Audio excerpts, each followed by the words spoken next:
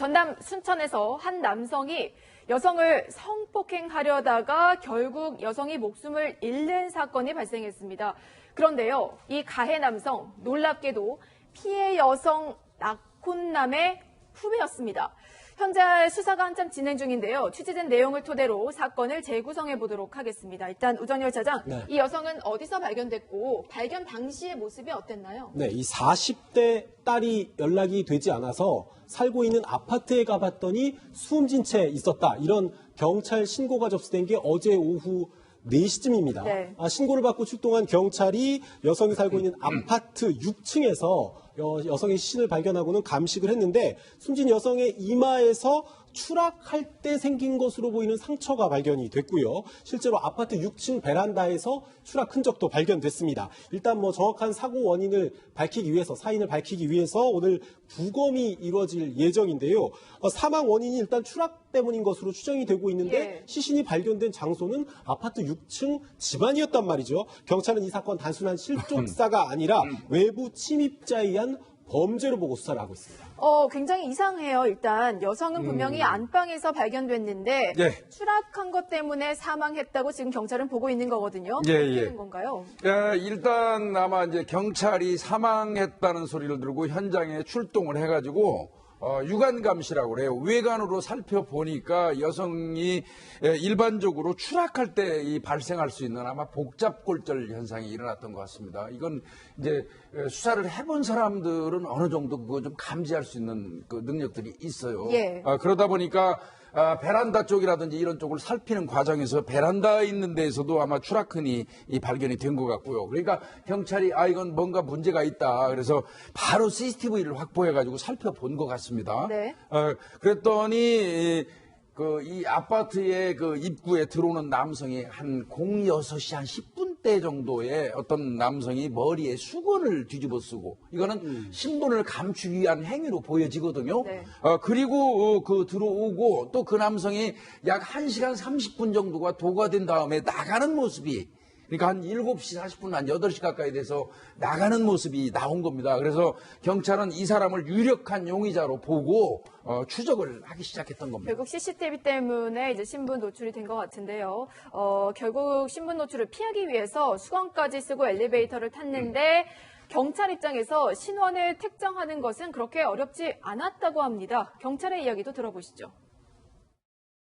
혹시 이 사람 알겠는가라고 동거놈한테 보여줬는데 자기 동료 같다, 회사 후배 같다. 그래도 긴지 아닌지는 정확히 확인할 수가 없어서 걔를 아는 주변인들한테 이제 탐문을 한 거죠. 얘가 누구냐라고 했더니 걔다라고 해서 이제 진술이 겹치니까 틀림없구나 이렇게 판단을 한 거죠. 정말 놀랍고 또 이해가 안 되는 것은 이 피해 여성과 가해 남성으로 추정되는 이 사람의 관계입니다. 왜 여성의 약혼남의 후배가 여성을 살해하려고 했을까? 이 부분 지금 어떻게 밝혀지고 있나요? 경찰이 확인한 CCTV 영상 속에 수건을 쓰고 있던 남성의 정체, 이 숨진 여성과 약혼한 남성의 직장 후배였습니다. 여성이 살고 있는 이 집에 이 수건을 쓴 남성이 들어가는 모습이 포착된 게 어제 오전 6시쯤인데 예. 전날 밤부터 이 남성, 숨진 여성의 약혼남 그리고 직장 동료들과 함께 술을 마셨고 자신의 집에서, 이 남성의 집에서 일행들이 자고 있는 틈에 혼자 몰래 빠져나와서 선배의 약혼녀가 살고 있는 집에 침입을 한 거죠. 경찰은 이 남성이 직장 선배가 없는 틈을 타서 약혼녀를 성폭행을 하려고 했던 것으로 보고 있습니다. 그러니까 여성의 약혼남과 술을 마시다가 이제 약혼녀는 당연히 집에 혼자 있겠거니 해가지고 그 여성의 집을 찾아갔다는 거 아니에요? 그렇죠. 주소지 같은 거라든가 아니면 평소에도 다른 어떤 확인할 수 있는 방법이 있었다고 봐야 되겠죠. 갑작스럽게 주소를 물어보고 가는 건 그렇게 할 수는 없는 부분이기 때문에 분명한 것은 앞쪽 부분에서 무엇인가 이것을 계획한 부분이 존재해야지 이 상황이 될 수 있는 거죠. 네. 그러니까 숨진 여성과 안면도 있는 사이일 수도 있고 평소에도 하여튼 본인이 누군지 알 수 있는 문을 열어줄 수 있는 사이일 가능성이 높네요. 그렇게 되겠죠. 집을 알고 있다는 얘기는 그렇게 봐야 되겠죠. 예. 선배의 약혼녀를 상대로 성폭행을 시도한 남성. 경찰은 피해 여성이 성폭행을 거부하다가 추락까지 한 것으로 일단 보고 있는데요. 사건 발생 당시에 비명 소리를 들은 목격자도 있었다고 합니다.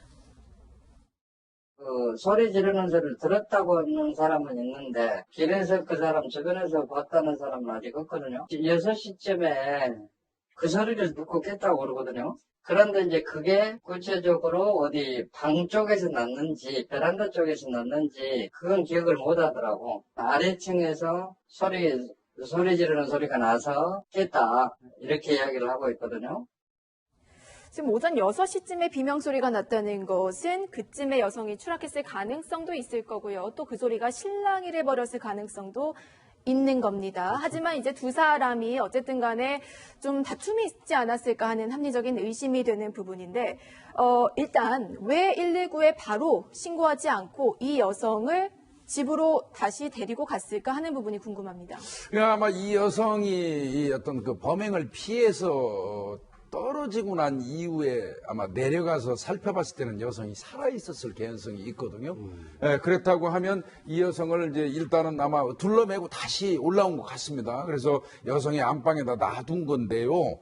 이거는 뭐 즉시 119에 본인이 신고하는 순간 본인의 신고는 바로 들통이 나고 검거가 되지 않습니까? 예. 그 이전에 한 행위가 있잖아요, 범행. 그래서 아마 일단 그냥 좁은 소견으로 본 것 같아요. 당장 피하겠다는 생각으로 일단은 신고 않고 누군가 발견돼가지고 구조가 되기를 바랬다거나 아니면 사망해도 상관없다는 그런 생각을 가졌다면 죄명 자체도 바뀔 수 있는 문제거든요. 예. 경찰이 이제 엘리베이터 CCTV에서 이 추락했던 여성이 미세하게 움직이는 모습을 보고 당시까지만 해도 여성이 살아있다는 사실을 확인했죠. 아니 살아있는 상태였는데 그걸 남자도 알았을 텐데 왜 그렇죠. 바로 집으로 데려갔을까? 병원으로 데려가지 않고요. 그러니까 6층이라고 하면 사실은 아주 절명할 수 있는 높이가 좀 애매한 높이입니다. 애매해요. 사실은 10층 이상이면 절명이 되는데 5층, 6층 정도면 떨어져서도 바로 돌아가시지 않는 부분이 있거든요. 그러면 위에서 봤을 때 살아있다. 그러면 다시 그랬다면 이건 범행 은폐의 목적이 있을 가능성이 제일 높고 만약에 네. 그 자체로 발견된다고 하면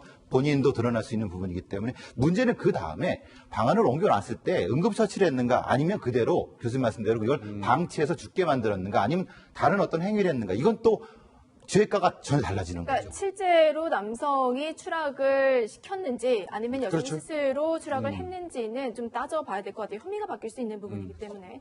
일단 선배의 약혼녀를 상대로 몹쓸 짓을 시도한 남성의 이야기를 지금 하고 있는데 아직 수사가 한창 진행 중이기 때문에요. 여러 가능성 중에 하나라도 빠짐없이 살펴볼 필요가 있어 보입니다. 변호사님, 일단 강간치사 혐의를 적용해서 체포를 했습니다. 본인의 혐의는 인정하고 있나요?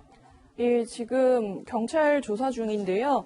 현재 용의자는 CCTV에 나온 것 명백한 증거가 있는 부분에 대해서만 이야기를 하고 있고 나머지 부분에 묵비권 행사를 하고 있어서 조사가 그렇게 빠르게 진행이 되고 있지는 않다고 합니다. 다만 현재는 이제 성관계를 맺으려고 했던 점은 인정을 한다. 하지만 살인 혐의는 부인한다라고 진술하고 있는데요. 이것은 즉 강간 미수 혐의에 대해서는 인정을 하지만 내가 살인을 할 의도나 어떤 행동을 한 적은 없다라고 부인을 하고 있는 것입니다. 이와 같은 것은 추후에 좀 조사를 해봐야겠지만 자신에게 그 사망에 대한 책임이 인정이 된다 하더라도 살인의 고의가 아니라 실수로 일어난 일이다, 과실이었다라고 좀 회피할 수 있는 어느 정도의 방어막을 생각하고 이와 같이 진술을 하는 것이라고 추측이 됩니다.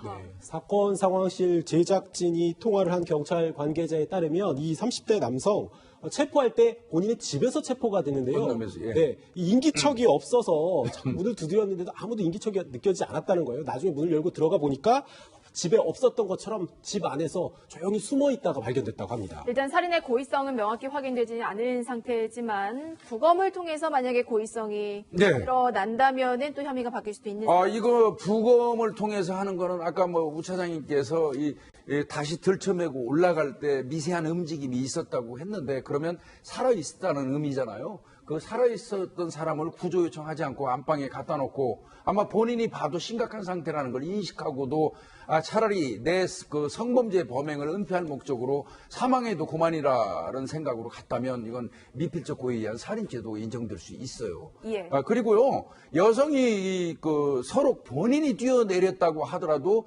성폭행을 피하기 위해서 그 위기를 피하기 위해서 뛰어내렸다면 그 앞전에 이 본죄에 대한 어떤 기수는 명백히 되는 겁니다. 이 부검을 통해서는 밀어서 떨어졌을 때는 조금 수평적으로 조금 멀리 가거든요. 멀리 스스로 떨어졌을 때는 좀 낙하하고. 작습니다. 네. 떨어질 위치가 베란다에서 예. 머느냐 가까우냐. 그리고 머리 같은 경우도 사실은 떨어질 때 이 중간에 어디 부딪혔다고 하면은 분명히 가능한 부분이. 그러니까 이거는 스스로 떨어졌다 아니면 밀었다. 이것을 구별할 수가 있거든요. 그렇군요. 그 부검 결과가 나올 겁니다. 네, 부검 결과가 좀 주목이 되네요. 선배의 약혼녀를 상대로 성폭행을 시도하다 숨지게 만든 남성. 대체 왜 이런 범행을 저질렀는지에 대해서는 아직 말을 하지 않고 있습니다. 자세한 사건 경위 그리고 새로운 혐의점이 드러나면 후속 보도해드리도록 하겠습니다.